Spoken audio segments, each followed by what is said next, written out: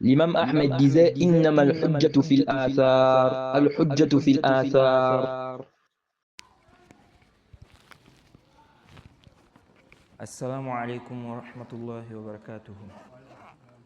إن الحمد لله نحمده ونستعينه ونستغفره ونعوذ بالله من شرور أنفسنا ومن سيئات أعمالنا. من يهده الله فلا مضل له ومن يضلل فلا هادي له، وأشهد أن لا إله إلا الله وحده لا شريك له، وأشهد أن محمدًا عبده ورسوله. يا أيها الذين آمنوا اتقوا الله حق تقاته ولا تموتن إلا وأنتم مسلمون. يا أيها الناس اتقوا ربكم الذي خلقكم من نفس واحدة وخلق منها زوجها وبث منهما رجالا كثيرا ونساء، واتقوا الله الذي تساءلون به والأرحام إن الله كان عليكم رقيبا. يا أيها الذين آمنوا اتقوا الله وقولوا قولا سديدا يصلح لكم أعمالكم ويغفر لكم ذنوبكم، ومن يطع الله ورسوله فقد فاز فوزا عظيما. أما بعد. Louange à Allah, le créateur des cieux et de la terre. On le loue pour tout ce qu'il nous accorde comme bien et comme grâce, et on lui demande de prier sur son prophète Mohammed sallallahu alayhi wa sallam, sa famille, ses compagnons et tous ceux qui les ont suivis jusqu'au jour de la rétribution. Celui qu'Allah a guidé, personne ne peut l'égarer. Celui qu'Allah a égaré, personne ne peut le guider. Nous sommes toujours dans la traduction de l'explication des 6 fondements. L'explication du Cheikh Ibn Uthaymin. Et on s'est arrêté sur le 6e fondement. Inch'Allah, on va essayer de terminer, n'est-ce pas, ce cours aujourd'hui. J'espère qu'on va terminer. Parce qu'il y a des questions aussi importantes qu'on doit traiter là. Donc rapidement, on va d'abord lire l'explication du Cheikh Ibn Uthaymin. Ça ne passe pas. Ça ne passe pas.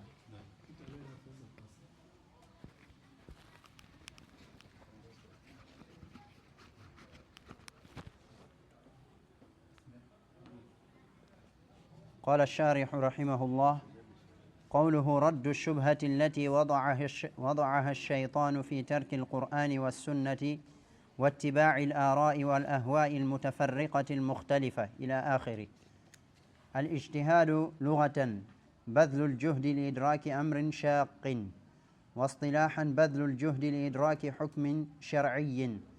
والاجتهاد له شروط، منها: أولا أن يعلم من الأدلة الشرعية ما يحتاج إليه في اجتهاده كآيات الأحكام وأحاديثها. ثانيا أن يعرف ما يتعلق بصحة الحديث وضعفه كمعرفة الإسناد ورجاله وغير ذلك. ثالثا أن يعرف الناسخ والمنسوخ ومواقع الإجماع حتى لا يحكم بمنسوخ أو مخالف لإجماع.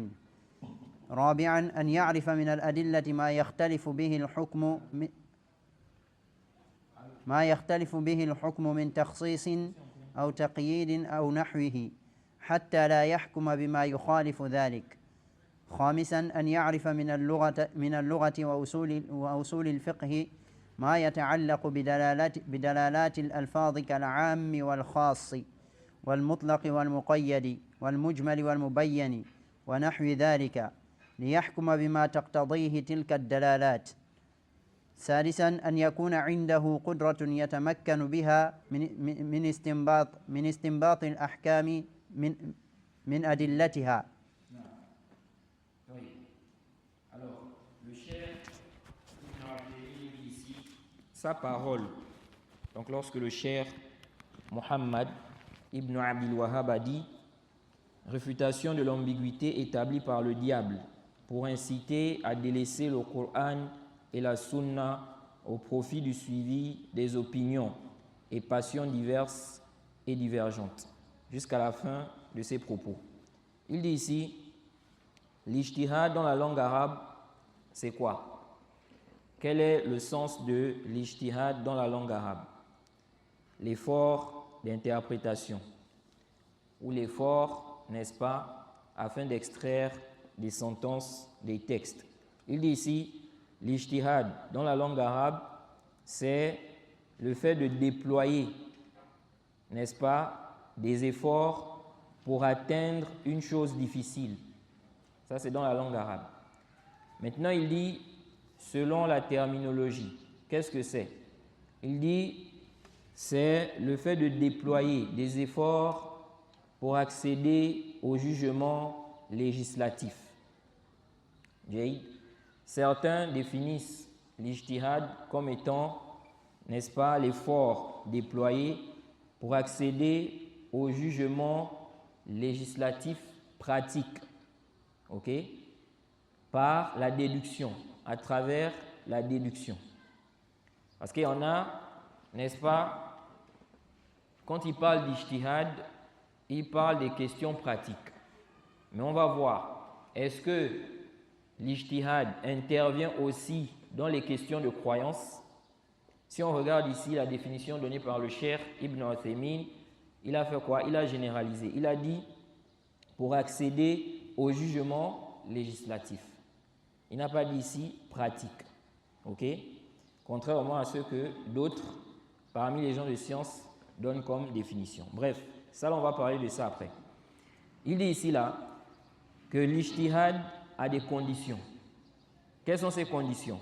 Il dit minha, donc parmi ces conditions, et ça vous pouvez trouver ça aussi dans le livre du Cheikh Ibn Uthaymin al-Usul, min ilm al-Usul. Ce livre-là, il a mentionné ces conditions-là. Les mêmes choses qu'il a citées là, vous trouvez ça là-bas. Non. Il dit, premièrement, il doit connaître, donc celui-là qui fait l'ijtihad, il doit connaître des preuves de la législation, ce dont il a besoin pour son ijtihad, ok, tels que les versets liés aux sentences, donc le halal, le haram, et les ahadiths liés à cela. Donc il doit connaître tout ça. Il dit, deuxièmement, il doit connaître ce qui est en rapport avec l'authenticité du hadith et sa faiblesse, comme connaître la chaîne de transmission, les rapporteurs, n'est-ce pas, du récit ou qui sont dans la chaîne de transmission et autres choses parmi les choses en rapport avec l'authenticité du hadith. Donc il doit connaître ça. Donc il doit avoir des connaissances, un mujtahid, il doit avoir des connaissances sur, n'est-ce pas, la science du hadith. S'il n'a pas de connaissances dans ça, il ne peut pas être considéré comme mujtahid. Naam. Troisièmement, il doit connaître l'abrogeant et l'abrogé. Ok? Donc les textes qui sont abrogés, les textes qui ne sont pas abrogés. Parce que s'il ignore cela, il se peut qu'il donne une sentence, alors qu'en réalité, ce qu'il est en train de dire là, c'est abrogé. Donc il va donner une sentence sur base d'un texte, alors que le texte là est quoi? Est abrogé. Donc ils disent, parmi les conditions du mujtahid, il doit connaître les textes qui sont abrogés et les textes qui ne sont pas abrogés. Ok? Donc ça ne doit pas être quelqu'un, il dit, je ne sais pas si le verset a été abrogé ou pas. Je ne sais pas si ce hadith-là, si ce hadith a été abrogé ou pas. Non, il dit, il doit connaître également les sujets sur lesquels il y a unanimité. Ok? Il doit connaître. Ce n'est pas quelqu'un, il ne connaît pas, n'est-ce pas, les questions où il y a quoi? Des consensus. Le cheikh dit ici là, afin qu'il, n'est-ce pas, ne donne pas un jugement, n'est-ce pas, qui est abrogé, ou bien qui contredit le consensus. Parce que s'il ne connaît pas, n'est-ce pas, les sujets sur lesquels il y a consensus, il peut, n'est-ce pas, faire un ijtihad, donner une sentence qui s'oppose au consensus. Parce qu'il n'est pas au courant, il ne sait pas. qu'il y a consensus. De même aussi, il peut donner une sentence, n'est-ce pas, en se basant sur un hadith ou bien un texte, alors que la sentence là a été abrogée.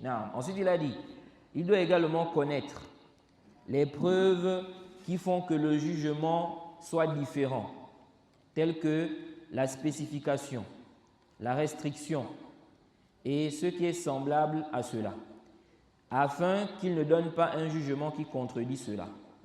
Ok? Donc il doit connaître les dispositions des restrictions, ce qui vient restreindre un texte, ok? Ce qui permet ou ce qui fait en sorte que le jugement change.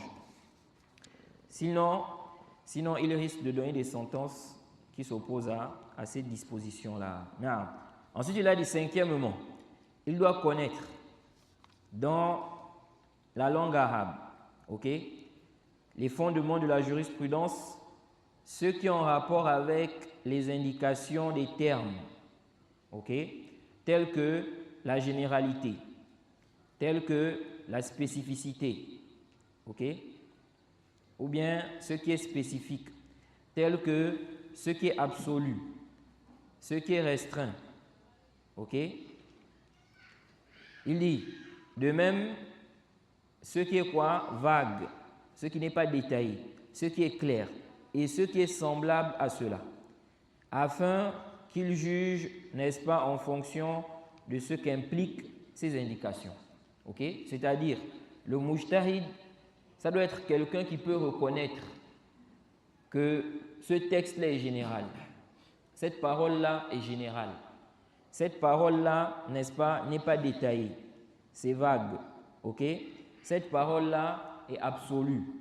Cette parole-là, elle est quoi? Elle a été restreinte, par exemple, par ceci ou cela. Il connaît, n'est-ce pas, ce qui montre que le texte-là, ce n'est pas un texte général. Le texte-là, c'est un texte général. Non. Il dit afin qu'il juge en fonction de ce qu'indique, n'est-ce pas, ou en fonction de ce qu'impliquent ces indications. Afin qu'il juge en fonction de ce qu'impliquent ces indications. Ok? Non. Donc, si le texte est général, il va donner la sentence en disant quoi? Que c'est général. Non. Il dit sixièmement, il doit avoir une capacité lui permettant de déduire les sentences des preuves. Ok? Il doit avoir cette capacité-là. Ce n'est pas juste, n'est-ce pas, qu'il a ici là la connaissance de ce qui est abrogé, ce qui n'est pas abrogé.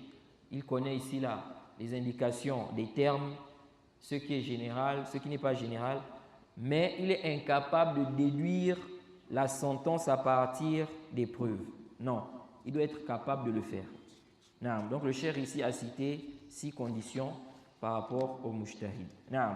Ensuite le cheikh a dit والاجتهاد يتجزأ فيكون في باب واحد من أبواب العلم أو في مسألة من مسائله، والمهم أن المجتهد يلزمه أن يبذل جهده في معرفة الحق ثم يحكم بما يظهر له، فإن أصاب فله أجران: أجر على اجتهاده وأجر على إصابة الحق، لأن في إصابة الحق إظهارا له وعملا به، وإن أخطأ فله أجر واحد والخطأ مغفور له، لقوله صلى الله عليه وسلم: إذا حكم الحاكم فاجتهد ثم أصاب فله أجران، وإذا حكم فاجتهد ثم أخطأ فله أجر، وإن لم يظهر له الحكم وجب عليه التوقف، وجاز التقليد حينئذ للضرورة، لقوله تعالى: فاسألوا أهل الذكر إن كنتم لا تعلمون. ولهذا قال شيخ الإسلام ابن تيمية رحمه الله: إن التقليد بمنزلة أكل الميتة، فإذا استطاع أن يستخرج الدليل بنفسه فلا يحل له التقليد. وقال ابن القيم رحمه الله في النونية: والعلم معرفة الهدى بدليله، ما ذاك والتقليد يستويان. والتقليد يكون في موضعين: الأول أن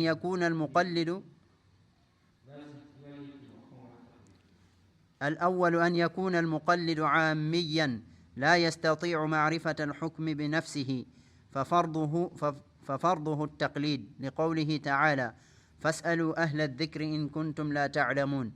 ويقلد أفضل من يجده علما وورعا، فإن تساوى عنده اثنان خير بينهما. الثاني أن يقع للمجتهد حادثة تقتضي الفورية ولا يتمكن من النظر فيها فيجوز له التقليد حينئذ. والتقليد نوعان: عام وخاص. فالعام أن يلتزم مذهبا معينا يأخذ برخصه وعزائمه في جميع أمور دينه، وقد اختلف العلماء فيه، فمنهم من حكى وجوبه لتعذر الاجتهاد في المتأخرين، ومنهم من حكى تحريمه لما فيه من التزام المطلق لاتباع غير النبي صلى الله عليه وسلم. وقال شيخ الإسلام ابن تيمية رحمه الله: إن القول بوجوب طاعة غير النبي صلى الله عليه وسلم في كل أمره ونهيه هو خلاف الإجماع، وجوازه فيه ما فيه. والخاص أن يأخذ بقول معين في قضية معينة، فهذا جائز إذا عجز عن معرفة الحق، سواء عجز عجزا حقيقيا أو استطاع ذلك مع المشقة العظيمة. وبهذا انتهت رسالة الأصول الستة، فنسأل الله تعالى أن يثيب مؤلفها أحسن الثواب، وأن يجمعنا وإياه في دار كرامته، إنه جواد كريم. والحمد لله رب العالمين، وصلى الله وسلم على نبينا محمد. Donc ici, le Cheikh Ibn Uthaymin a terminé avec l'explication du 6e fondement. Donc il dit ici que l'ijtihad se morcelle, ça se divise. Ok? Donc il dit quelqu'un peut être mujtahid dans un chapitre parmi les chapitres de la science. Ok? Donc il dit l'ijtihad se morcelle, ça se divise. Ça peut se trouver dans un bab parmi les abwab. Ok? Donc quelqu'un est mujtahid dans un bab, ou bien une question parmi les questions. Ok? C'est pourquoi on parle aussi de mujtahid mutlaq. Ok? Le mujtahid qui est quoi? C'est un mujtahid de manière absolue.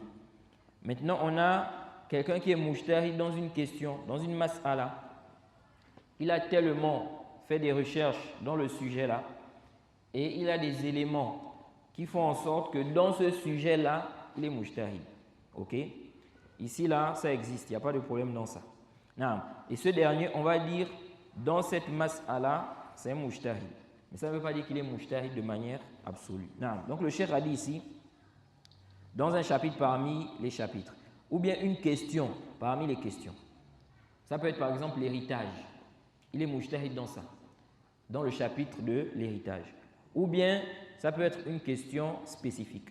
Le cheikh dit, ce qui est important à comprendre ici, c'est quoi?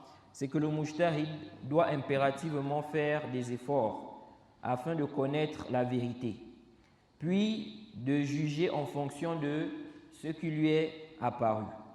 S'il a vu juste, alors il aura une récompense par rapport à son ijtihad, son effort, et une récompense par rapport au fait qu'il ait vu juste, par rapport au fait qu'il ait trouvé la vérité.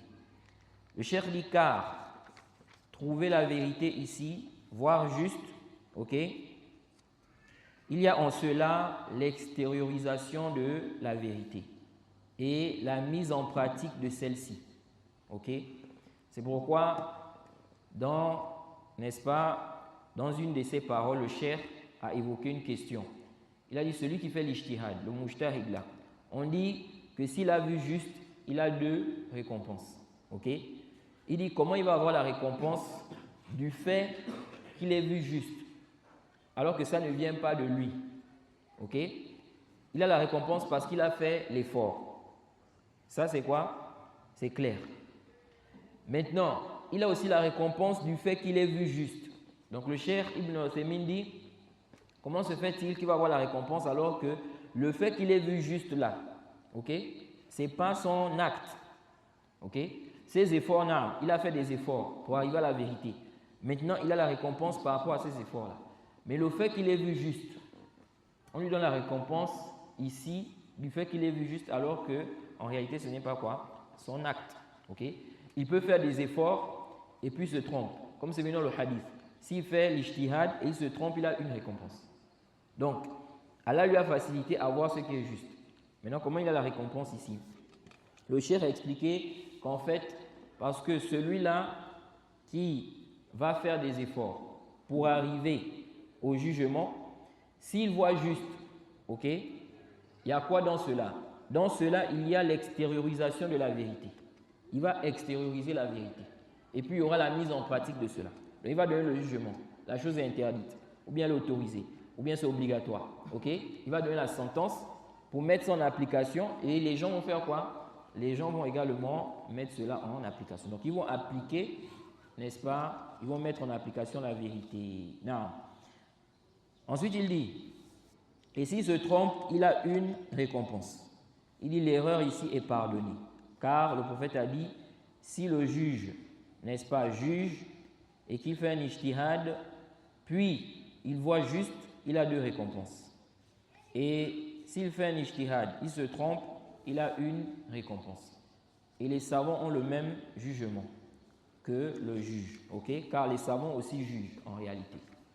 Quand ils donnent des sentences là, c'est un jugement. C'est interdit, ce n'est pas interdit, c'est makruh, c'est obligatoire. C'est quoi? C'est un jugement, ils sont en train de juger. Non. Ensuite, le cheikh a dit, si maintenant, il ne lui est pas apparu, n'est-ce pas, de jugement sur le sujet, il dit, il est obligatoire qu'il s'abstienne. Ok? Il ne doit pas donner une sentence ici. Non. Ici aussi, le cheikh Ibn Uthaymin, quelque part, je pense que c'est dans son explication du Sahih al-Bukhari ou Sahih Muslim, entre les deux, il a évoqué que celui qui fait l'ijtihad et qui voit juste, il a évoqué que le plus souvent, il fait plus d'efforts que celui qui a fait l'ijtihad et qui s'est trompé. Ok? C'est pourquoi, n'est-ce pas, il aura quoi? Il aura deux récompenses. Contrairement à celui qui a fait l'ijtihad et qui s'est trompé. Il n'a qu'une seule récompense. Il dit le plus souvent, celui qui voit juste, il a fait plus d'efforts. Ok? Taïb, il a dit ici, donc si le hukm, le jugement ne lui est pas apparu, qu'est-ce qu'il fait? Il s'abstient. C'est pourquoi on dit souvent aux frères que le savant, ce n'est pas une obligation qu'il ait une position dans tous les sujets. De même l'étudiant en sciences. Ok? Parce qu'il y a des frères comme ça. Ils vont demander le jugement. L'étudiant dit, je n'ai pas encore une position dans ça. Ok? Il insiste. Il te dit, il n'a pas encore une position dans ça. Ok? Ce n'est pas une obligation d'avoir un avis dans tous les sujets. Il y a des masaïl où le sujet est complexe. Ok? Et donc ça demande du temps pour voir ce qui est juste dans le sujet là. Donc comme ici là, tu n'as pas encore trouvé le temps pour t'asseoir, pour bien étudier le sujet, tu t'abstiens d'abord. Tu ne dis pas c'est obligatoire ou bien ce n'est pas obligatoire. Tu ne dis pas c'est interdit ou bien ce n'est pas quoi? Interdit. Ok? Tu t'abstiens par rapport à cela. Et ça peut prendre parfois des semaines, parfois des mois, parfois des années même. Ok? Mais lorsque c'est une question où tu as besoin de ça, tu dois mettre la chose en application à l'instant même. Ici, tu dois avoir une sentence. Ok? Dans des cas comme ça, si c'est complexe pour toi, tu fais quoi? Tu fais le taqlid. Ok? Tu es comme dans le cas de Darura. Ok? Donc, maintenant, tu as une question. Ok? Et tu as besoin de ça maintenant pour mettre en pratique. Mais tu vois que le sujet est complexe. Normalement, si le sujet est complexe, ou bien si tu n'as pas eu le temps de faire le bahth, tu t'abstiens. Mais ici, là, comme tu as besoin de ça maintenant, là, pour mettre en application, tu fais quoi ici? On dit ici, là, fais le taqlid, fais le suivi aveugle. Tu suis un savant aveuglément, ok? Parce que ici, là, tu es comme dans un état de contrainte, ok? Taïb. C'est pourquoi le cheikh Ibn Uthaymin a dit quoi ici? Il dit, si le jugement ne lui est pas apparu, qu'est-ce qu'il fait? Il s'abstient, ok? Il ne s'exprime pas dans ça, il ne donne pas un jugement. Il dit, et il est autorisé de faire le taqlid à ce moment, n'est-ce pas, par contrainte. Ok? Ça, c'est si il doit nécessairement avoir quoi? S'il doit nécessairement mettre en pratique la chose. Ou bien s'il est questionné. Ok? Il se peut que quelqu'un te questionne. Il a une situation en ce moment avec sa femme ou bien avec ses enfants. La situation là, il a besoin de la sentence maintenant. Maintenant, il te pose la question. Toi, tu n'as pas le temps de faire des recherches. Ça va te prendre du temps. Si tu décides de faire des recherches sur le sujet, ça va te prendre du temps. Et lui, il a besoin de ça maintenant. Donc, la réponse. Ok? À ce moment-là, tu peux faire le taqlid. Ok? Tu peux regarder rapidement qu'est-ce que les savants ont dit. Et puis, tu fais le taqlid d'un savant, tu lui donnes la sentence. Et ça, c'est valable pour l'étudiant en sciences, comme dit le Cheikh Ibn Uthaymin dans son explication du Sahih al-Bukhari. Ok? Un étudiant en sciences à qui on pose une question. Il n'a pas le temps de faire la recherche. La personne a besoin de ça maintenant. Il peut faire le taqlid. S'il a écouté un savant qui avait donné un jugement, il peut dire bon, ici là, tel savant a dit par exemple de faire telle chose. Ou bien il dit directement, fais comme ça. Ok? Il a fait le taqlid. Parce que ici là, la personne a besoin de ça maintenant. Et il n'a pas le temps de faire le bahth. C'est comme une contrainte. Ok? Toïb. Et ça, c'est valable aussi pour le savant. Ce n'est pas seulement l'étudiant en sciences, même le savant. Parce qu'à la base même, le savant, celui qui est mujtahid, il ne doit pas faire le taqlid, il ne doit pas faire le suivi aveugle. Ok? Mais il y a des cas où il peut le faire. Parmi les cas, le Cheikh Ibn Uthaymin évoque ce cas-là. On lui a posé la question, il n'a pas le temps de faire le bahth, et la personne a besoin de la réponse, n'est-ce pas, à l'instant même. Qu'est-ce qu'il fait? Il donne quoi? La sentence en faisant quoi? Le taqlid, le suivi aveugle. Ok? Now. Et ceci car Allah n'impose pas une âme ce qui est au-dessus de ses capacités. Now. Ensuite, le Cheikh a dit, car Allah a dit, demandez aux gens de science si vous ne savez pas. Ok? Bon, il y a des savants aussi, il faut quand même rappeler ça. Il y a des savants qui ne voient pas le taqlid de manière absolue. Ils disent qu'il ne faut pas faire le taqlid. Parmi les savants qui étaient durs dans ça, parmi les savants contemporains qui étaient durs dans ça, on a le Cheikh Muqbil. Il disait quoi? Il ne faut pas faire le taqlid. Et Ibn Hazm aussi, il a été dur dans cette question-là. Même Shawkani aussi, il a une position allant un peu dans ce sens. Mais bref, nous disons, le taqlid est autorisé si la personne est dans une contrainte. Le taqlid, c'est comme quoi? C'est comme la bête morte. Tu fais recours à ça lorsque quoi? Tu es dans l'incapacité. Tu es dans une contrainte. Ok? C'est pourquoi le cheikh a dit ici que le cheikh l'Islam a dit le suivi aveugle, c'est comme le statut de la bête morte. Le suivi aveugle a le statut de la bête morte. Parce que dans le Coran, quand Allah a parlé de l'interdiction de la bête morte, il a dit, n'est-ce pas, celui qui est contraint, ok, il n'a pas de péché. Donc si tu es contraint à manger la bête morte, ou même le porc, ok, tu n'as pas de péché parce que tu es dans la contrainte. Et donc c'est comme ça, le taqlid, ça a le même statut que la bête morte, ok. Ensuite il dit, si il peut faire sortir, n'est-ce pas, la preuve de lui-même, il n'a pas le droit de faire le suivi aveugle. Ok?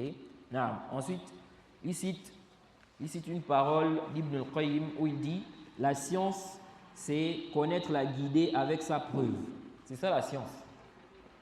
Connaître la guidée avec sa preuve. C'est pourquoi en réalité, celui qui a emmagasiné des choses, il a mémorisé ceci, cela, mais il est embrouillé, il est égaré, il a une mauvaise compréhension de la religion. C'est un innovateur, ok? Qui est quoi? Qui est embrouillé, il comprend mal les choses, il comprend mal ce qu'il a mémorisé là. On ne dit pas qu'il a la science. On ne dit pas qu'il a la science en réalité, parce que la science, c'est connaître la guidée avec ses preuves. Mais si toi, tu ne connais pas la guidée, tu ne connais pas ce qui est juste, on ne dit pas que tu as la science. C'est comme quelqu'un maintenant, il a mémorisé des hadiths faibles avec des hadiths authentiques. Il ne sait pas ce qui est authentique dedans, ce qui est quoi? Faible. Est-ce qu'on va dire que celui-là a la science? Non, il n'a pas la science. Ok? Si on vient maintenant, on lui pose la question, n'est-ce pas? On veut faire telle chose, ok? Donc on veut se baser sur tel hadith pour faire telle chose. Il ne peut pas ici connaître parce qu'il ne sait pas si le hadith est authentique ou pas. Donc on ne dit pas qu'il a la science. La simple mémorisation, ça ne suffit pas pour dire que quelqu'un a la science, ok? C'est pourquoi quelqu'un peut mémoriser tout le Coran. Un autre n'a pas mémorisé tout le Coran. Celui qui n'a pas mémorisé tout le Coran, là, on dit qu'il a plus de science que celui qui a mémorisé tout le Coran. Pourquoi? Et pourtant, celui qui a mémorisé tout le Coran, il a plus mémorisé que l'autre au niveau du Coran. Parce que celui qui a mémorisé tout le Coran, par exemple, il est quoi? Il est égaré, il ne comprend pas, il est embrouillé.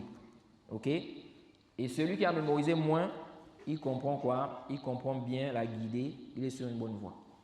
Donc la connaissance, ce n'est pas la simple mémorisation. Non, ça fait partie de la science, la mémorisation.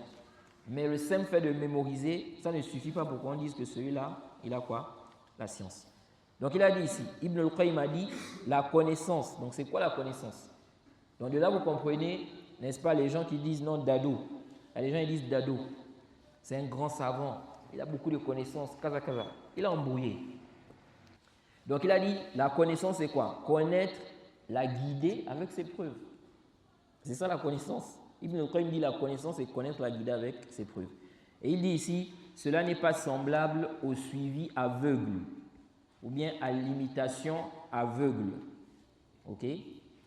Donc celui qui a la science réelle, c'est celui qui connaît quoi? La guidée avec ses preuves. Non. Ensuite il a dit, le taqlid, n'est-ce pas, se fait à deux endroits.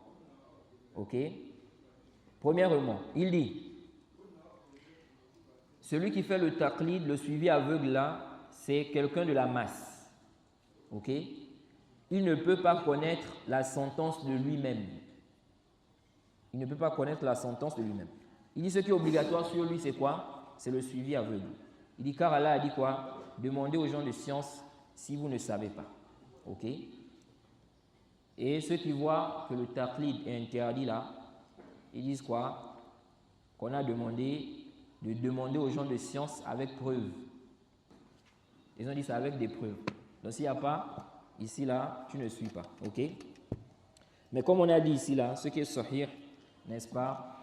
Le taqlid est autorisé. Si la personne est dans la contrainte. Et c'est connu, c'était connu des compagnons. C'est ce qui est connu des compagnons. Et l'imam Shankri, que dans son tafsir, il a mentionné ça. Des gens venaient poser des questions. Le commun des gens. Ils venaient poser des questions aux compagnons et les compagnons donnaient des sentences. Sans forcément dire le prophète a dit, Allah a dit. Il vient poser la question. Est-ce que c'est interdit? Est-ce que je peux faire comme ça? Il dit non. Ok? Ça c'est quoi? C'est le suivi aveugle. Ok?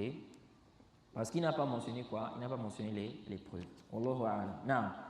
Ensuite, le cheikh Ibn Uthaymin dit ici, il va faire le taqlid de qui? Du meilleur qu'il trouve en termes de science et de crainte, de piété. Donc, il va regarder celui qui est meilleur en termes de science et de piété, il va le suivre aveuglément. Ok?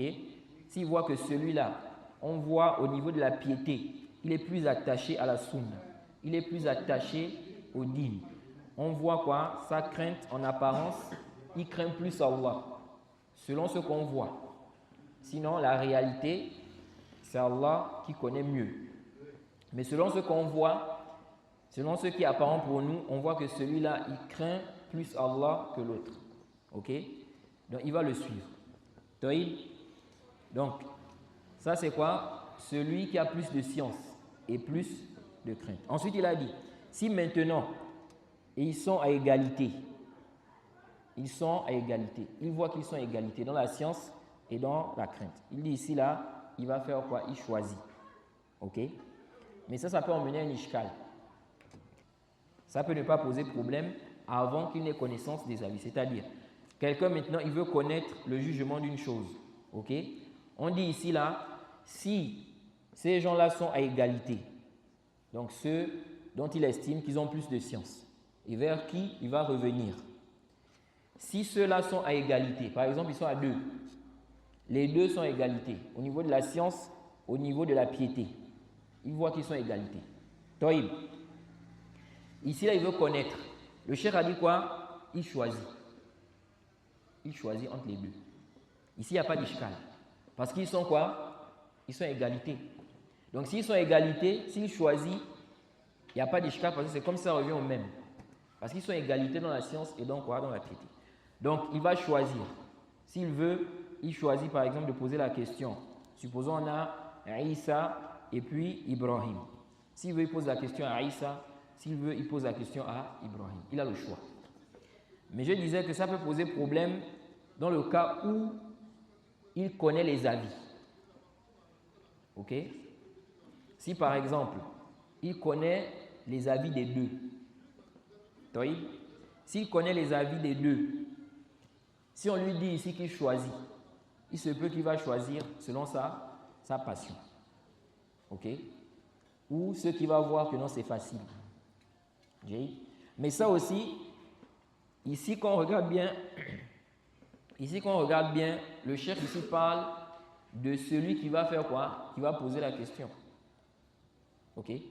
Mais s'il a déjà les avis des deux, est-ce qu'il va encore poser la question? Non. Est-ce que vous voyez un peu?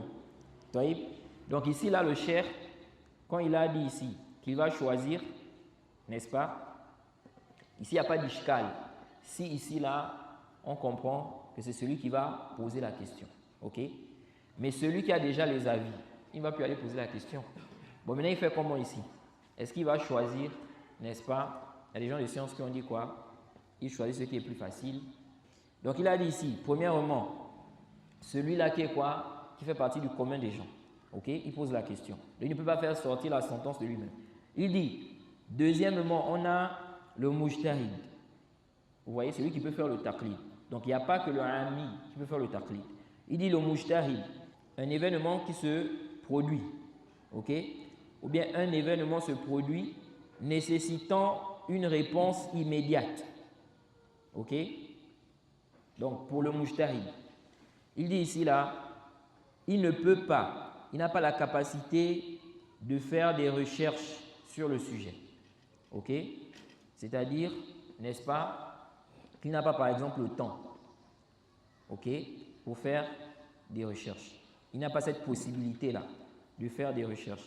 Il dit ici, là, il peut faire quoi? Le taqlid, ok? Et le cheikh Ibn Uthaymin, dans son explication de Al-Usul, Min Ilm al-Usul, il dit le plus souvent, lui, il fait le taqlid du cheikh al-Islam Ibn Taymiyyah. Ok? Si il est arrivé sur un sujet comme ça, il n'a pas eu le temps de faire le bahth, il fait le taqlid d'Ibn Taymiyyah. C'est pourquoi vous allez voir que le cheikh Ibn Uthaymin, il suit beaucoup, n'est-ce pas, le cheikh al-Islam Ibn Taymiyyah. Il a souvent des avis, n'est-ce pas, en concordance avec le cheikh al-Islam ou la position du cheikh al-Islam Ibn Taymiyyah. Ensuite, il a dit le taqlid est de deux catégories. Il y a ce qui est général et ce qui est quoi? Spécifique. Il dit ce qui est général, c'est quoi? C'est-à-dire que quelqu'un va suivre une école juridique spécifique. Que la personne suive une école juridique spécifique. Le mazhab, par exemple, on va dire l'école juridique des Shafi'iyya, ou bien des Hanabila, ou bien des Zahiriyya. Ok? Non, donc il dit ici, il suit un mazhab spécifique. Et il prend toutes les dérogations, ok, toutes les facilités du mazhab là. De même que ceux qui ne font pas partie des facilités dans ce mazhab là. Dans tout, dans toutes les affaires de la religion. Ok? Il dit ici là, les savants ont divergé. Ok? Dans les mazahib là, il y a des positions qui sont considérées comme des facilités. Ok? Donc, il dit, le taqlid général, c'est quoi? C'est-à-dire, il va suivre ici un mazhab dans tout. Dans les facilités, dans les dérogations, dans ceux qui ne rentrent pas dans les facilités, il suit le mazhab dans tout. Ok? Il dit, les savants ont divergé.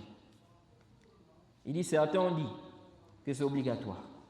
Pourquoi? Parce que, à cause de l'impossibilité. À cause de l'impossibilité pour les tardifs de faire l'ijtihad. Ok? Et ça là, c'est problématique. Pourquoi?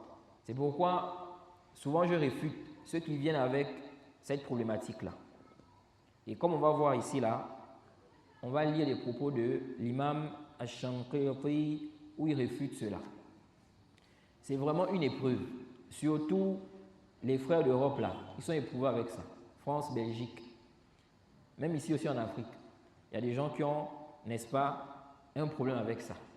Il y a des gens qui enseignent. Ils disent qu'il faut suivre obligatoirement un mazhab. Ok? Et tu suis le mazhab là dans ce que le mazhab dit. Et souvent, ils avancent quoi? Souvent, ils avancent quoi comme argument? Parce que quand on dit aux gens, apprenez la religion, va t'asseoir, prends le livre, le bic, n'est-ce pas? Ou bien le stylo, et tu vas avec le cahier, tu apprends. Ce qui est interdit, ce qui n'est pas interdit, ce qui est obligatoire, etc. Ils disent non, non, non, non. On a quoi? Les mazahib. Ok? C'est pourquoi beaucoup de ceux qui prônent, ou beaucoup de ceux qui enseignent, qui incitent là, à ça, vous allez voir que c'est des paresseux. C'est des paresseux. Beaucoup de ceux-là sont quoi? Des paresseux. Il veut seulement qu'on lui donne quoi? Directement la sentence comme ça. Le mazhab, on a dit ça, il faut faire. Le mazhab dit comme ça. Allez, nous on est dans tel mazhab. Il ne cherche pas à comprendre, à savoir pourquoi, c'est quoi le dalil, c'est pas son problème. Ok? C'est quoi? Qu'est-ce qui est dans notre mazhab? Bon, ici là en Afrique, par exemple, on dit on suit le mazhab malikite dans beaucoup de pays en Afrique. Pas dans tous les pays, mais dans beaucoup de pays en Afrique. Ok? Par exemple en Égypte, eux là-bas c'est le mazhab qui connaît Shafi'iyya. L'Égypte c'est en Afrique en réalité. Ok? Donc, dans beaucoup de pays en Afrique, on dit on est quoi? Malikite. Donc il demande, c'est quoi la sentence dans le mazhab malikite? Lui c'est ça son problème selon lui. Dalil, pas dalil, ils ont fait comment pour donner la sentence là? Lui c'est pas son problème. Maintenant ceux qui disent qu'il faut apprendre là, avec le kitab et la sunna, etc., ils disent non, c'est trop compliqué. C'est pourquoi on va voir la shubha là, que le cheikh a mentionné là, c'est toujours, ça existe toujours jusqu'aujourd'hui. Ils disent qu'on ne peut pas comprendre le kitab et la sunna. Il n'y a pas de mujtahidoun, mujtahid mutlaq. Donc il faut revenir au livre des mazahib. Tu prends seulement la sentence là-bas. Même quand tu viens, tu dis ce qui est juste pour moi, c'est ça. Ils disent quoi? Tu n'as pas le niveau. Ok? Tu n'as pas quoi? Le niveau de comprendre les preuves. Tu n'es pas un mujtahid mutlaq, bien un mujtahid. Non. Donc, ici là, ils disent quoi? Ils disent qu'on suit le mazhab. Ok? Alors, je disais que ça là, c'est aussi problématique. De même ce que le cheikh a dit ici. Pourquoi? Parce que ceux qui viennent avec ça là, ils disent quoi? Ils disent non, il y a trop de divergences. Ok? Beaucoup parmi eux, ils disent quoi? Il y a trop de divergences. Donc ça va t'embrouiller. Ok? Tel savant a dit, tel autre a dit, etc., etc. Tu ne vas pas comprendre, tu seras embrouillé. Donc qu'est-ce qu'il faut faire? Il faut suivre un mazhab. Ok? Donc pour fuir les divergences, parce qu'il y a trop de divergences, il faut suivre quoi? Un mazhab. Voilà comment ils raisonnent. Moi je dis souvent, ceux qui disent ça là, est-ce qu'ils sont conscients que dans un même mazhab, il y a des divergences? Est-ce qu'ils sont conscients de ça? Parce que dans un même mazhab, tu trouves des divergences. Au sein même de la même école juridique, il y a divergences. Parfois, vous trouvez dans un même mazhab 4 avis. Dans le même mazhab, 5 avis. Si on regarde surtout le mazhab de l'imam Ahmed, vous trouvez, quand on parle de l'école juridique, n'est-ce pas, de l'imam Ahmed, les Hanabila, tu trouves là-bas parfois 5 avis, 6 avis dans le mazhab. Si vous avez fui le fait d'apprendre, n'est-ce pas, les sujets sur base des preuves, soi-disant qu'il y a trop de divergences, ça peut embrouiller. Mais dans le mazhab aussi, il y a des divergences. Comment il fait? Comment il va faire? Tu dis non, c'est un musulman de la masse. Ils sont embrouillés, il ne va pas comprendre. Donc il doit suivre un mazhab. Bon, maintenant, si dans le mazhab, il y a plusieurs avis, voilà le musulman de la masse qui est là. Ok? Il comprend, voilà quelqu'un qui dit qu'il est malikite. Il dit comme ça. Il voit un autre aussi, il dit qu'il est malikite. Il donne un avis contraire. Les deux sont des malikites. Et ils disent que les deux avis-là sont dans le mazhab. Bon, il fait comment? Il prend quel avis? Donc si c'est ça, si c'est ce que vous fouillez là, que non, il y a trop de divergences, ou bien il y a des divergences, Ça là, vous n'allez pas échapper même dans le mazhab. Ok? Même dans le mazhab. Ce n'est pas un argument. Et si quelqu'un dit, il va suivre le mashhour, il suit ce qu'on appelle mashhour, ce qui est mashhour dans le mazhab. Ok? Qu'est-ce qui est mashhour? Certains disent le mashhour, c'est l'avis qui a été adopté par la majorité des savants du mazhab. Toïb, l'avis qui a été adopté par la majorité là, ou bien l'avis qui est mashhour là, est-ce que c'est forcément l'avis là qui est juste? Parce que le but, ce n'est pas seulement de suivre des avis. Le but, c'est de suivre ce qui est juste. C'est ça le but. Le but n'est pas de suivre seulement des avis parce que ce sont des avis. Jay, le but, c'est de suivre la vérité en fonction de nos capacités. Donc, est-ce que le mashhour, c'est toujours la vérité? Non. Jay, c'est pourquoi vous allez voir même que les savants des mazahib là, vous trouvez des savants qui contredisent le mashhour. Tu vois un savant, il dit, ça c'est le mashhour dans le mazhab. Lui-même, il suit le mazhab là. Mais sur ce sujet-là, il n'a pas suivi le mashhour. Cheikh Ibn Uthaymin, si vous prenez Sharh Mumti', ok, il explique, il dit dans le mazhab, le mashhour c'est ça. Mais al-rajih, kaza. Mais ce qui est sahih, c'est kaza. Il contredit le mashhour. Pourtant, n'est-ce pas, à la base, il fait partie des savants, n'est-ce pas, des Hanabila, ok. Et c'est ainsi que vous trouvez les savants agir ainsi, ok. De même qu'on dit le rajih dans le mazhab, le rajih, ou bien as-sahih min al-mazhab, ce qui est sahih dans le mazhab. C'est relatif. Ce qui est sahih pour qui en réalité? C'est sahih dans le mazhab, ok. Mais est-ce que c'est ce qui est sahih? C'est la position qui est juste? Vous voyez? Donc, on n'échappe pas. C'est pourquoi on doit faire des efforts. Le din, la religion doit faire des efforts. On nous a créés pour une vie de lutte. Tu ne dois pas faire la paresse. Dis que non, tu vas seulement te baser le mazhab a dit, kaza. Non. Ok? Tu fais des efforts. Non, on n'interdit pas. Quelqu'un peut suivre un mazhab. Ok? Mais ce qu'on blâme, c'est imposer aux gens, n'est-ce pas, l'obligation. Dire aux gens que c'est obligatoire, imposer aux gens le suivi d'un mazhab. De dire que tu dois forcément suivre un des 4 mazhab. Parce que quand tu imposes, tu dis c'est obligatoire. C'est-à-dire que celui qui ne fait pas, c'est le péché. En réalité, c'est ce que ça implique. Si quelqu'un aujourd'hui, là, il n'a pas suivi l'un des 4 mazhab, mais il a suivi une position d'un groupe de salaf, ou bien des compagnons, ou d'un compagnon, on va dire qu'il a le péché, parce qu'il n'a pas suivi la position des 4 mazahib. On voit des savants qui ont des positions qui sont contraires à la position des 4 mazahib. Ok? Donc celui qui vient, qui dit qu'il est obligatoire de suivre un mazhab parmi les 4 mazahib là, nous disons sa parole est complètement batilun parce que sa parole n'est pas basée sur des preuves.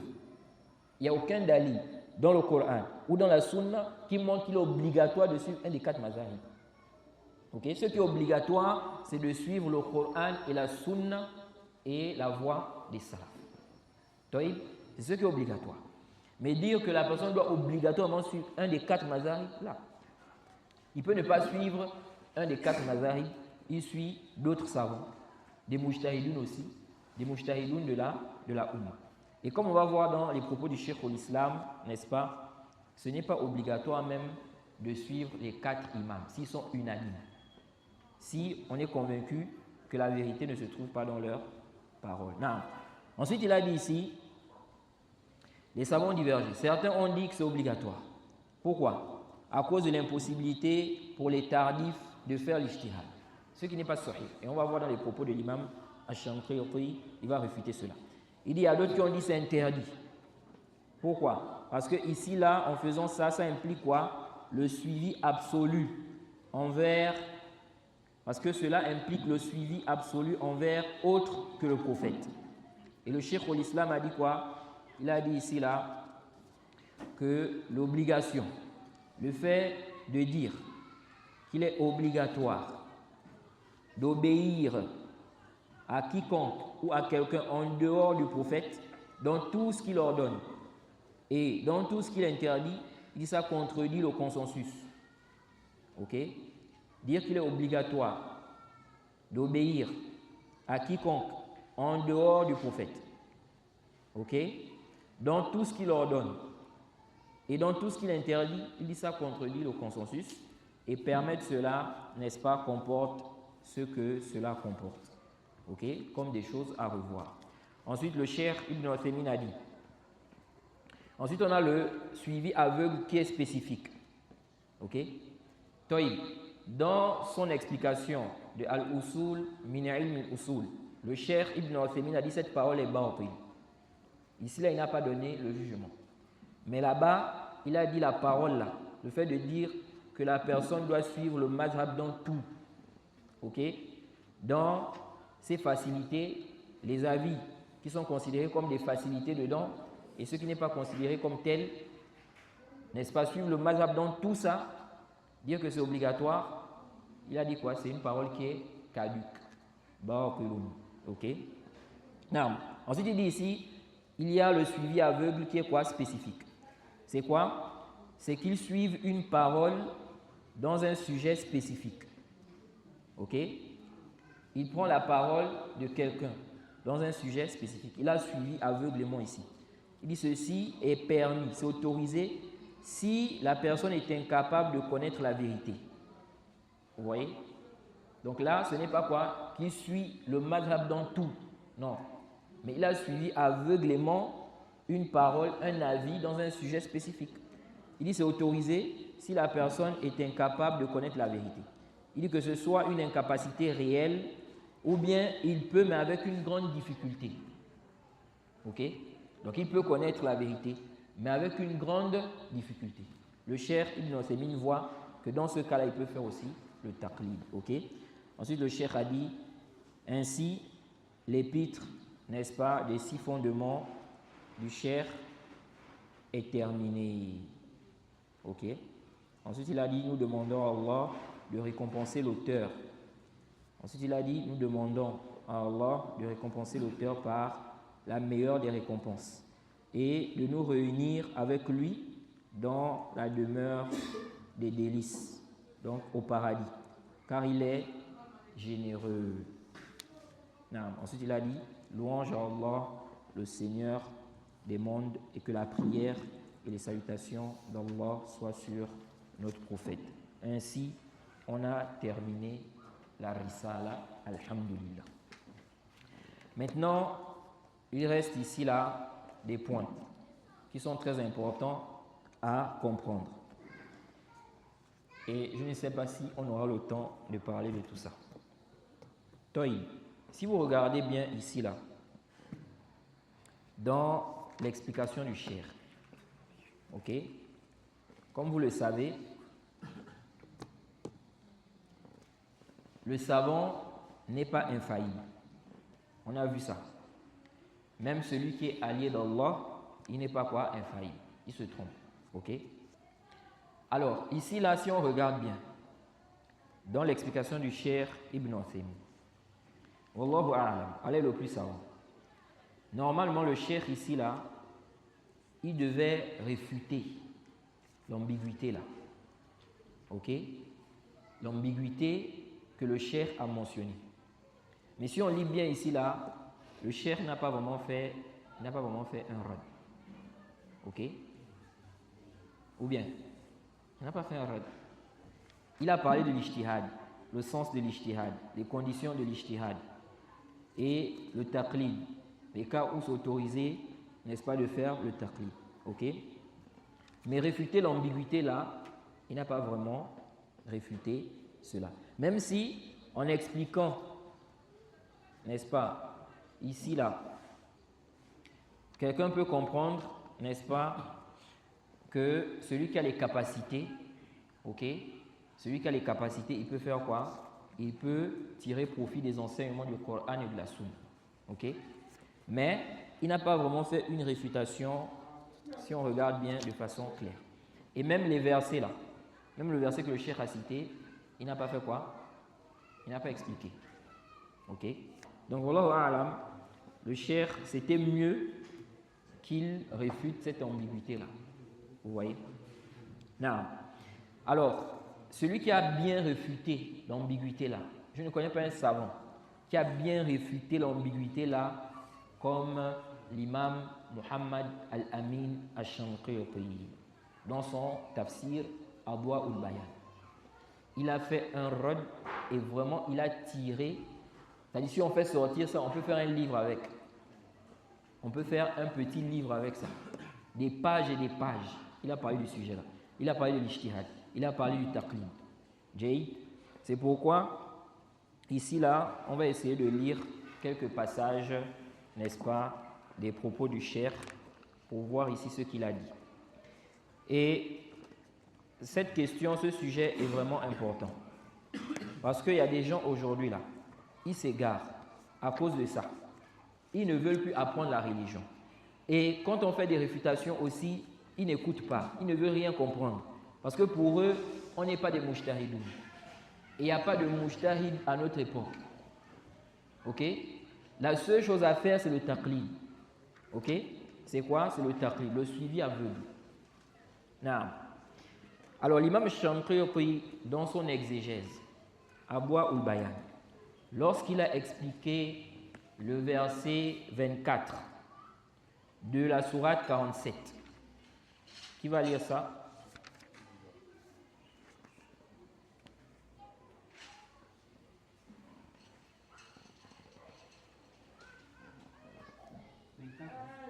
« 24 de la sourate 47. La sourate 47, c'est la sourate Muhammad.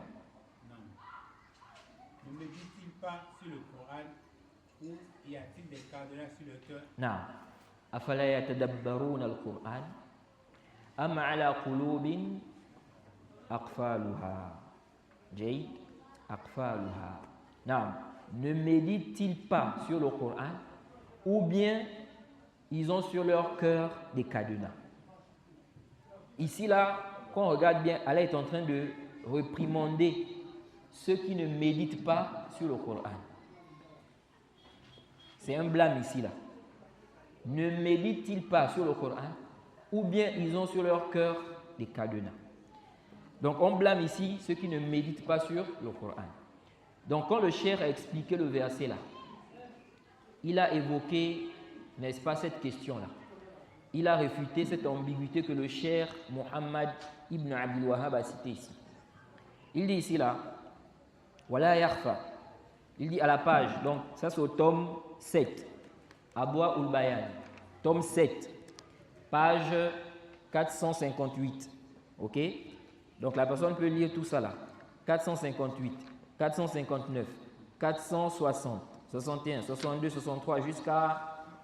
Il va voir que le cheikh est en train de clarifier le sujet et réfuter les ambiguïtés de ceux qui viennent avec ça. Ceux qui disent que non, on n'est pas des mujtahidoun. À notre époque là, il n'y a pas de mujtahid.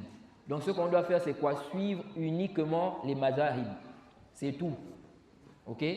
Tu ne dois pas t'asseoir, venir étudier, n'est-ce pas, chercher à comprendre les hadiths, les versets, là. Tout ça, il ne faut pas faire ça. Tout ce que tu dois faire, c'est suivre le mazhab. Le mazhab a dit comme ça, tu suis. Donc tu vas ici choisir un mazhab parmi les mazahib et puis tu suis ça. Si dans ton pays c'est le mazhab malikite, suis le mazhab malikite. On a dit que ça là même c'est problématique aussi. Parce que dans le mazhab, il y a quoi? Dans le mazhab, il y a des divergences. Ok? Dans le même mazhab, il y a des divergences. Oui. Donc ici là, parce que le but c'est de chercher la vérité, suivre la vérité. C'est pas seulement de suivre des avis comme ça. Il dit que non, parce qu'on a dit comme ça, donc tu fais. Ok?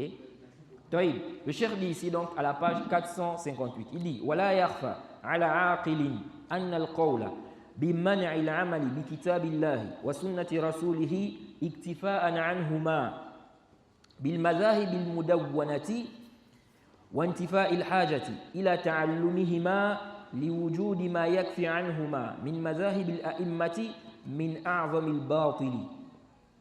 وهو مخالف لكتاب الله وسنة رسوله وإجماع الصحابة ومخالف لأقوال الأئمة الأربعة. Il dit, il n'est pas ignoré, il est évident pour toute personne raisonnable, ok, que la position selon laquelle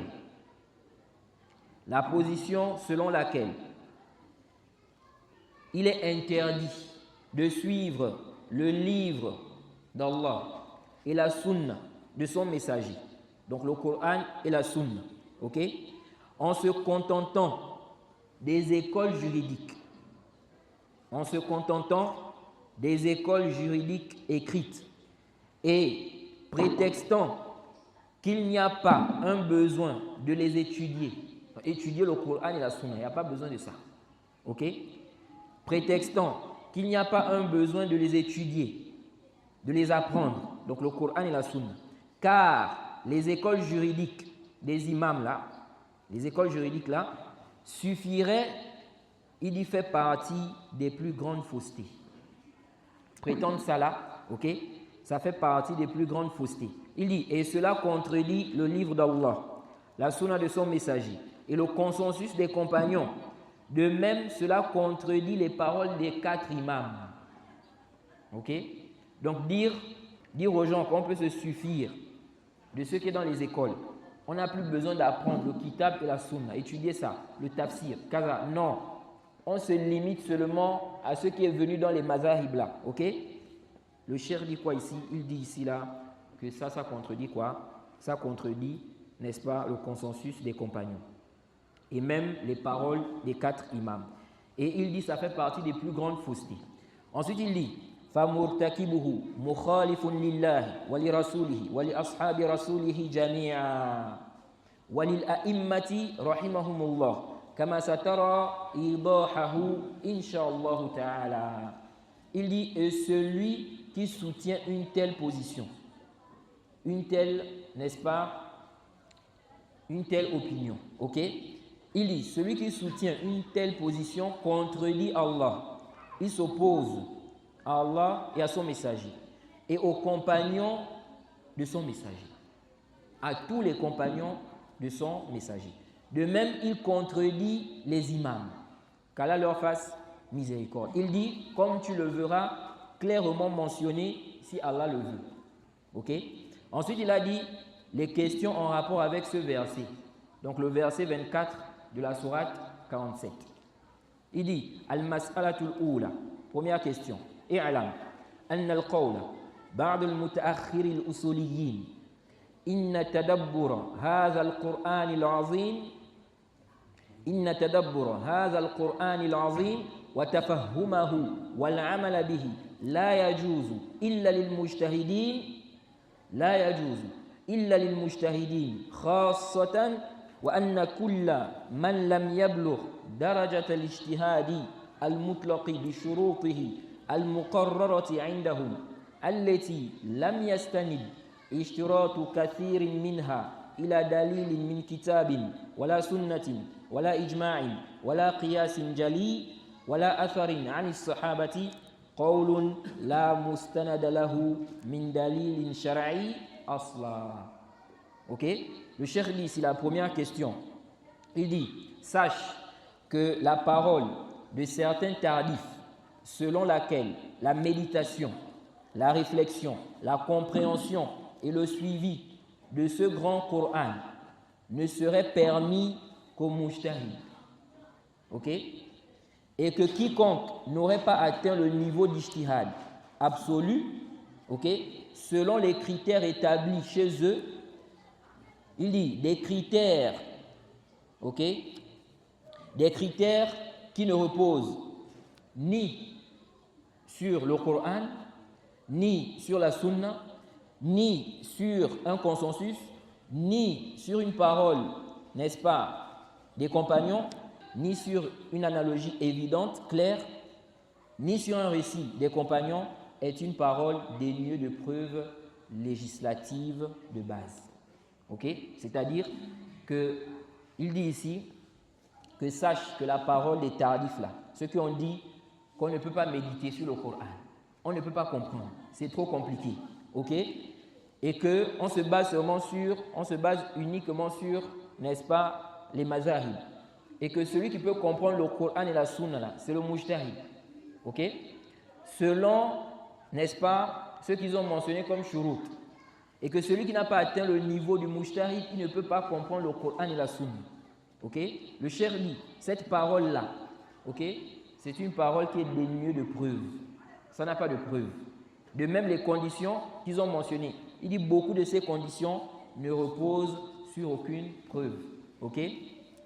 Ensuite, le cheikh a dit, بل الحق الذي لا شك فيه أن كل من له قدرة من المسلمين على تعلم وتفهم وإدراك المعاني الكتاب والسنة يجب عليه تعلمهما والعمل بما علم منهما. Il dit plutôt la vérité dont il n'y a aucun doute, c'est que tout celui qui a la capacité, parmi les musulmans, tout celui qui a la capacité d'apprendre, de comprendre, de saisir l'essence du Coran et de la Sunna, il est obligatoire pour lui d'apprendre cela, d'apprendre le Coran et la Sunna, et de mettre en application ce qu'il a comme connaissance du Coran et de la Sunna. Ok? C'est obligatoire. Il dit وَأَمَّا الْعَمَلُ بِهِمَا مَعَ الْجَهْلِ بِمَا يَعْمَلُ بِهِ مِنْهُمَا فَمَمْنُوعٌ إِجْمَاعًا. Il dit quant au fait de mettre en application, n'est-ce pas, ce qui est dans le Coran et la Sunna, tout en ignorant, en étant ignorant, donc des sens de ce que tu vas mettre en application là, il dit ça c'est interdit par consensus. Ok?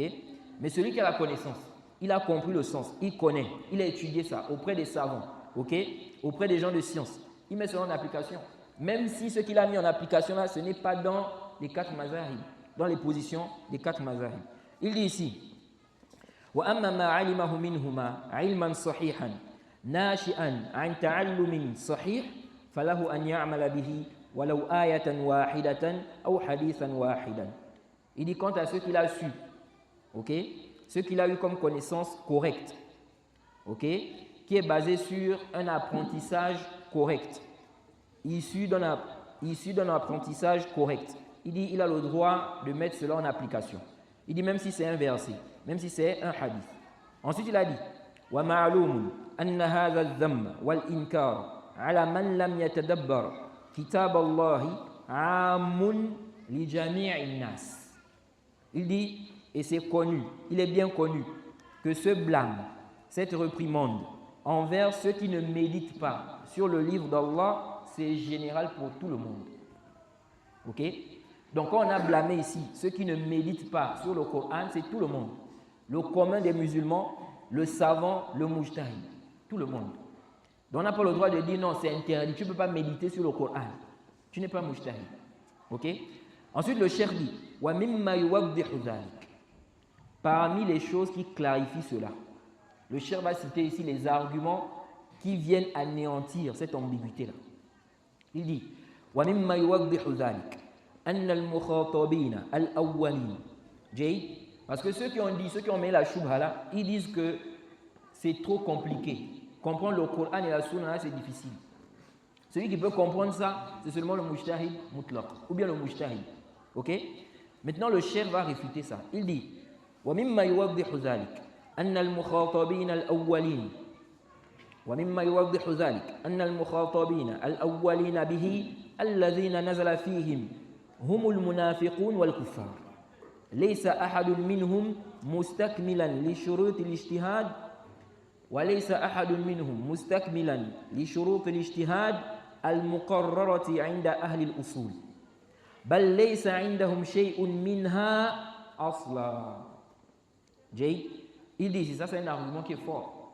Ceux qui disent ça, que c'est compliqué, on ne peut pas comprendre le Coran et la Sunna si on n'est pas mujtahid mutlaq. Et puis ils ont mentionné des conditions. Le mujtahid mutlaq, il doit connaître ce qui est abrogé, ce qui n'a pas été abrogé. Il doit connaître ceci, il doit connaître cela. Taïb, le cheikh dit, ce qui clarifie que cette position est fausse, cette parole est fausse, c'est quoi? Il dit, c'est que les premières personnes à qui ces paroles étaient adressées, au sujet de qui cela est descendu, ça a été révélé. Il dit, c'était les hypocrites et les mécréants. C'était les hypocrites. Quand Allah parle ici, quand il est en train de blâmer, n'ont-ils pas médité sur le Coran? Pourquoi ne médite-t-il pas? Pourquoi ne médite-t-il pas sur le Coran? À la base, on parlait de qui ici? Des hypocrites, des mécréants. C'est pourquoi le cheikh dit, il dit, aucun d'eux ne remplissait les conditions de l'ijtihad. Ok? Les mécréants là, les hypocrites là, ils avaient rempli les conditions là. Parce que vous mettez des conditions, il faut être mujtahid. Parmi les conditions, il faut connaître le nasir, le mansour, les textes qui sont abrogés, les textes qui ne sont pas abrogés. Il faut avoir un niveau dans la langue arabe. Il faut connaître kaza, tout ce que vous mentionnez là. Les hypocrites et les mécréants là, ils avaient ça, ils avaient rempli ça. Est-ce qu'ils connaissaient ce qui est abrogé, ce qui n'est pas abrogé dans le Coran? Jay, il ne connaissait pas tout ça. Il n'avait pas rempli ces conditions-là. Il dit ici, le cheikh dit, il dit les hypocrites et les mécréants, aucun d'eux ne remplissait les conditions de l'ijtihad, telles que définies par les gens de Usul. D'ailleurs, ils ne remplissaient aucune de ces conditions. Ok? Bon, ici, là, on va quand même dire, ils avaient quand même rempli la condition de la langue arabe. Ok? Parce que parmi les conditions qu'ils ont mentionnées, il faut la langue arabe. Jay, ils connaissaient quand même la langue arabe. Non. Il dit ici, donc, si le Coran ne pouvait être utilisé pour tirer profit de ces enseignements et la mise en pratique sur base de ces enseignements-là, ok, et pour être guidé que par les mujtahidoun, selon, n'est-ce pas, la méthodologie des gens de Usul, ou bien la terminologie des gens de Usul, il dit Allah n'aurait pas réprimandé ni condamné les mécréants pour, n'est-ce pas, le fait qu'ils ne suivent pas quoi? La guidée qui est dans le Coran. Et il n'aurait pas établi la preuve contre eux jusqu'à ce qu'ils remplissent quoi? Les conditions de l'ijtihad, telles que définies par les tardifs parmi les gens de Usul. Donc le cheikh veut dire pourquoi ils ont été blâmés. Parce que ici, là, si on regarde bien, ils doivent avoir une excuse. Ils ont une excuse. Ils n'ont pas atteint le degré de l'ijtihad. On leur dit, ne méditez-vous pas sur le Coran. Pourquoi ne méditent-ils pas sur le Coran? Puisque vous dites que c'est difficile, comprendre le Coran et la Sunna, c'est dur. Il faut atteindre le degré de l'ijtihad. Pourquoi on blâme cela alors qu'ils n'ont pas atteint le degré de l'ijtihad? Ils n'ont pas rempli toutes les conditions que vous mentionnez là. Mais ils sont blâmés. Ça veut dire quoi? Ça veut dire ici clairement que ce que vous dites est faux. Ok? S'ils sont blâmés, c'est parce qu'ils peuvent comprendre. C'est parce qu'ils peuvent quoi? Ils peuvent comprendre. Non, on peut comprendre le Coran et la Sunna même si on n'est pas mujtahid. Non.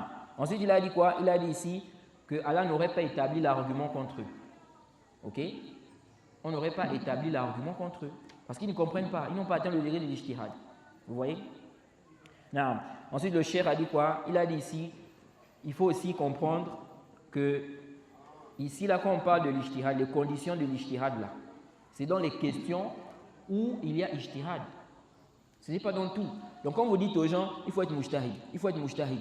Mais est-ce que tous les sujets dans l'islam, il faut l'ijtihad dans ça? Il y a des masales qui sont clairs. Ok?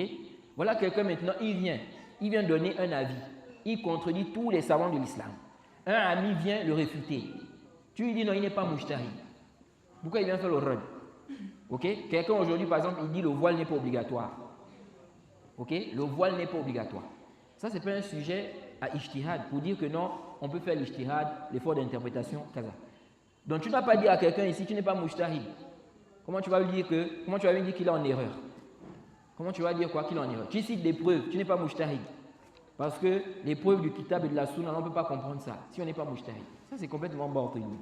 C'est pourquoi ceux qui raisonnent comme ça là, je me demande comment ils réfléchissent. Non. Donc le cheikh a dit ici, il s'agit des questions où on peut faire quoi? L'ijtihad. Ce n'est pas dans toutes les questions. L'interdiction du zina, il n'y a pas d'ijtihad à faire là-bas.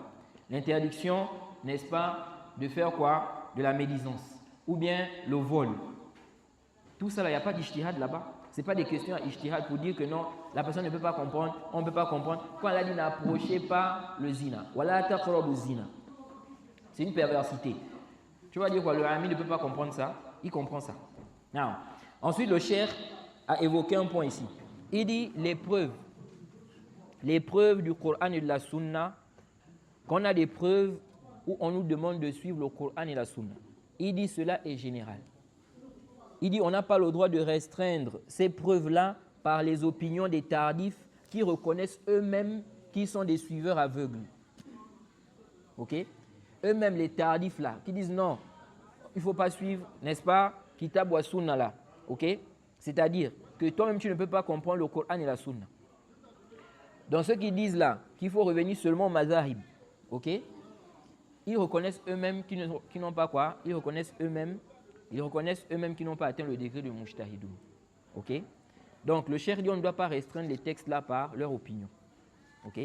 Comment tu veux restreindre un texte qui est général? On dit de suivre le kitab et la sunna. Toi tu viens de dire ici là que ne peut comprendre le kitab et la sunna que le mujtahid. Donc tu as limité l'ordre de suivre le kitab et la sunna en réalité à quoi? Au mujtahid. Nous on doit seulement suivre le mujtahid. Ce qu'il va dire. Mais on ne peut pas suivre le kitab et la sunna. Taïb. Ensuite, le cheikh a dit quoi? Il a réfuté ici l'ambiguïté de certains qui disent quoi? Il y en a qui ont dit que, pourquoi on dit ça? Parce que quand tu vas voir un texte là, le texte là, il se peut que ce texte-là, n'est-ce pas, soit abrogé. Ok? Donc si toi, tu n'as pas le niveau, tu n'as pas atteint le degré du mujtahid, tu ne vas pas maîtriser tout ça. Tu ne maîtrises pas ce qui est abrogé, ce qui n'est pas abrogé, ce qui vient restreindre le texte, etc. Donc ils ont dit, il y a l'hypothèse, quand tu vois le texte, il y a l'hypothèse que le texte a été abrogé. Il y a l'hypothèse que ça a été restreint, que ce n'est pas de manière générale. Des choses que c'est le mujtahid seulement qui connaît cela. Ok? Des choses qui ne sont connues que par le mujtahid. Donc ici, là, ils disent quoi? Tu n'as pas le droit de suivre. Le cheikh, il a réfuté ça. Il dit quoi? Il dit ici, là, que la base, c'est quoi? C'est que le texte reste général, si c'est général. Jusqu'à ce qu'on ait une preuve que c'est abrogé. Jusqu'à ce qu'on ait une preuve que c'est quoi? Que c'est restreint, etc. Ok? Ensuite, il a évoqué un point qui est très important. Il dit ici, al-wajhu thani. Il dit, anna ghayra al-mujtahid.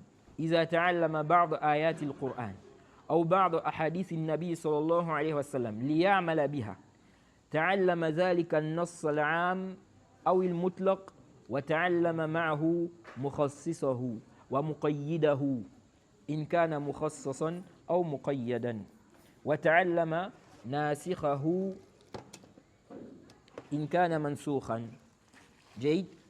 L'imam Shanqiti a apporté quelque chose de très important. Il dit, celui qui n'est pas mujtahid, ok? Comme vous dites que non, il peut tomber sur un texte. Le texte là a été abrogé. Le texte là est restreint. Lui, comme il n'a pas atteint le degré de l'ijtihad, il ne va pas connaître. Donc, il ne peut pas mettre en application. Donc, forcément, ici, on va dire quoi? Qu'il faut revenir au mujtahid. Ok?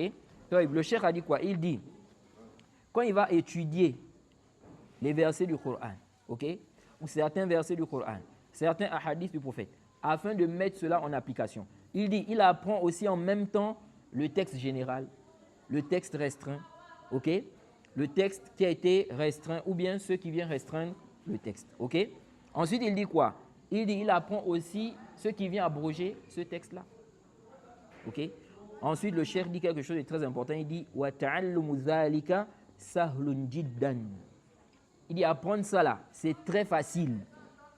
C'est-à-dire, apprendre, chercher à savoir si le texte là a été abrogé ou pas. Est-ce qu'il y a un texte qui vient abroger ça? Est-ce qu'il y a un texte qui vient restreindre ça? Ok? Il dit c'est facile. Par quoi? Il dit bisu'al il-ulama al-arifina bihi. Il dit en posant la question aux savants qui connaissent cela. Ok? Il dit wa muraja'ati kutubi tafsir wal hadith. De même aussi en revenant au livre d'exégèse. Okay? L'explication des hadiths qui sont considérés comme des références. Donc, qu'est-ce que la personne fait? La personne va prendre les livres des savants. Qu'est-ce que les savants disent concernant ce verset? J'ai vu un verset. Bon, les savants disent quoi par rapport à ça? Il repart là-bas. Il va voir si c'est abrogé, si c'est pas abrogé, si c'est comme ça, si c'est ceci. Ok? Ça, là, il peut le faire. Maintenant, après ça, il vient. Il dit, bon, moi, j'ai vu les paroles des savants sur ça, la position que je suis, c'est ça. Tu dis non, tu n'es pas mujtahid. Qu'est-ce que c'est ça? Ça, c'est quoi? Ça, c'est complètement batilun. De même, ceux qui interdisent aux étudiants en sciences de faire quoi? Le tarjih. Les étudiants en sciences ne doivent pas faire le tarjih. Ok? Ça, c'est complètement faux. Et tu vas voir que les gens qui disent ça là, eux-mêmes, ils font le tarjih. Ok? Ils vont dire non, il faut suivre ça. Quand tu dis dans le mazhab, il faut suivre ça. La vie du mazhab, c'est kaza. C'est un tarjih en réalité. Parce que pourquoi tu n'as pas suivi l'autre avis? Ok? Peu importe ici les motifs ou bien les raisons ou ce qui t'a poussé à suivre ça. Tu as fait précéder ça sur les autres. Tu as fait un tarjih. Ok? Non. Ensuite, le cheikh, n'est-ce pas, nous a mentionné le verset où Allah dit وَلَقَدْ يَسَّرْنَا الْقُرْآنَ لِلذِّكْرِ فَهَلْ مِن مُدَّكِرٍ. Ça, c'est parmi les preuves qui réfutent l'ambiguïté là. Ok?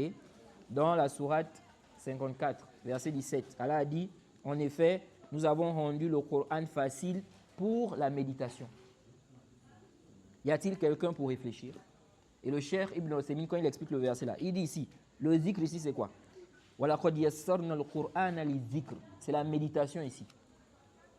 Ce n'est pas quoi? Ce n'est pas seulement la mémorisation ou bien la mémorisation. c'est la méditation. Il dit, le dalil, c'est qu'Allah dit, Fahal min muddakir. Y a-t-il quelqu'un pour réfléchir? Ok. Il dit, ça prouve ici que ce qui est visé ici par le zikr, ok, c'est la méditation. Donc ça veut dire quoi? Ça veut dire que le Coran est facile dans la compréhension.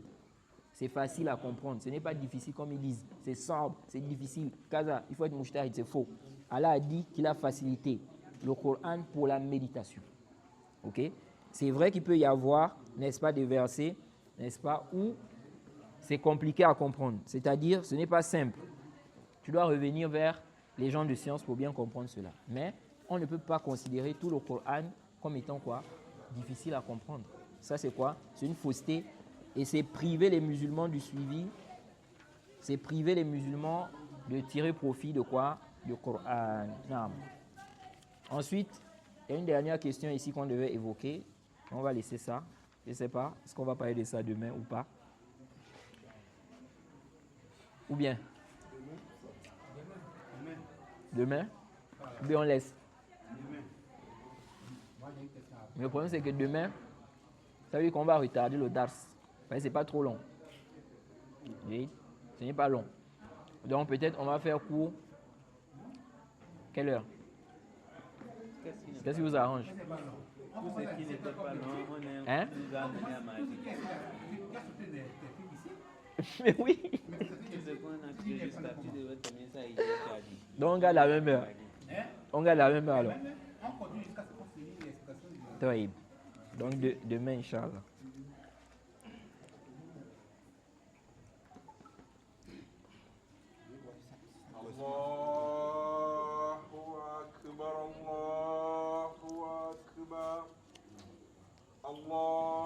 Tu demandes quoi? ومعلوم أنني مقرر في الأصول أن سورة أسماء النزول قطعية الدخول. Non. Ça veut dire quoi? Il veut dire par là que, comme les versets sont descendus, on s'adressait aux mécréants et aux hypocrites. Donc il n'y a pas de doute qui sont concernés par le verset. Ils rentrent dans le verset. C'est pourquoi il a dit quoi? Il a dit que ces gens-là n'ont pas atteint le degré de l'ijtihad. Et si quelqu'un vient par exemple, il prend le verset, il dit non.